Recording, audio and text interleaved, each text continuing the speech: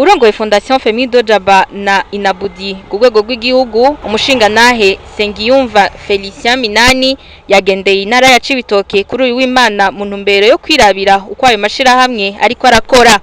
Ugo rugendo kabaye n'akaryo keza ko kuganira n'abarongoye ayo mashirahamwe makomine yose agize intara ya Cibitoke. Jean Pierre Rugurane arongoye Fondation Femido Jaba mu ntara ya Cibitoke yagarutse ku bikorwa vy'urukundo Fondation Femido Jaba imaze kurangura mu ntara ya Cibitoke kuva mu mwaka w'2018.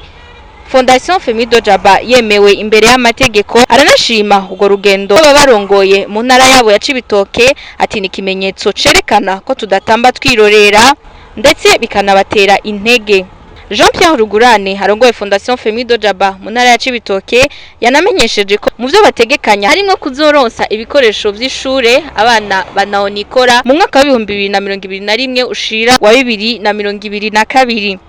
Nayo kugana Dine bakundukize arongoye Inabudi mu ntara ya Cibitoke yamenyesheje ko bari ku kivi kandi bamaze no kuramura ugwaruka rugera kuri 15 gwigishijwe decor ishingiye ku mico n'akaranga ku Burundi, ariko hagasaba ko mu baronsa ubushobozi bwo gutanga certificat kugira izo nyigisho bashobore kuzikoresha mu gusaba ubuzi. Nijambo ryo Felicien Minani Sengiyumva aserukira imbere y'amategeko Fondation Femido Jaba na Inabudi ku rwego rw'igihugu yashimye ibikorwa by'ayo mashirahamwe mu ntara ya Cibitoke, yongerana n'abaremesha ati utubazo bohura natwo bazoshishikara kubaba hafi.